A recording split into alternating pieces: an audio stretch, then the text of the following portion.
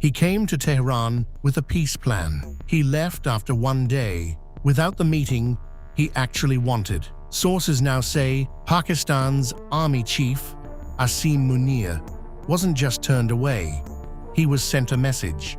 According to a top security source, Field Marshal Munir requested a meeting with Iran's supreme leader during his visit to Tehran this week. That meeting never happened. The trip itself was cut short. One day, not the two originally planned. And the timing stings. This was billed as a face-saving mission after Pakistan's broader mediation push between Washington and Tehran had already stalled.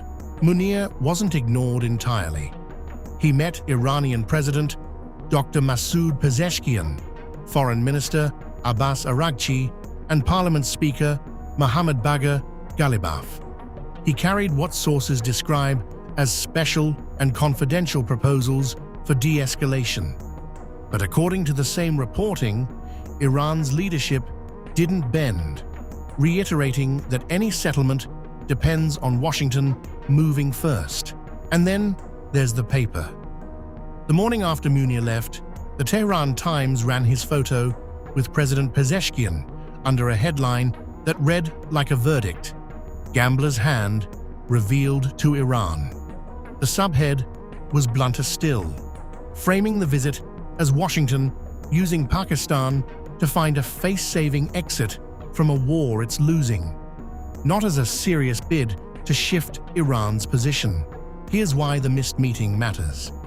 Analysts say the most consequential calls in Tehran right now don't run through the presidency.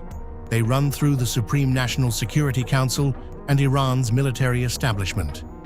Names like IRGC Commander Ahmad Vahidi and General Staff Chief Ali Abdullahi, who days earlier vowed revolutionary, crushing responses to any American move. Skipping past that room isn't a scheduling issue. It's a signal of where Munir actually ranks. The same edition of the Tehran Times that ran the gambler headline also carried a very different story. Iran's foreign minister meeting his Omani counterpart, discussing a real concrete proposal, a temporary corridor and mine clearance plan for the Strait of Hormuz. The contrast is the story. While Islamabad pushes for a seat at the table, Muscat is already sketching the blueprint. Not everyone in Tehran is on message, though. Iran's presidential office publicly disputed the failure, framing altogether. A spokesperson posting that the visit was highly fruitful and produced valuable diplomatic outcomes, calling reports of a snub inaccurate. So even inside Iran, the story is being fought over in real time. Strip away the optics, and the core deadlock hasn't moved. Iran wants the naval blockade lifted, sanctions ended, and frozen assets returned before it reopens Hormuz. Washington, meanwhile, is preparing what it's calling the toughest sanctions package in history. Both sides are still waiting for the other to blink first, and Pakistan's fourth mediation trip this year didn't change that math. An unanswered request, a pointed headline, a war still unresolved. If this was a message from Tehran, the question now is whether Islamabad and Washington got it.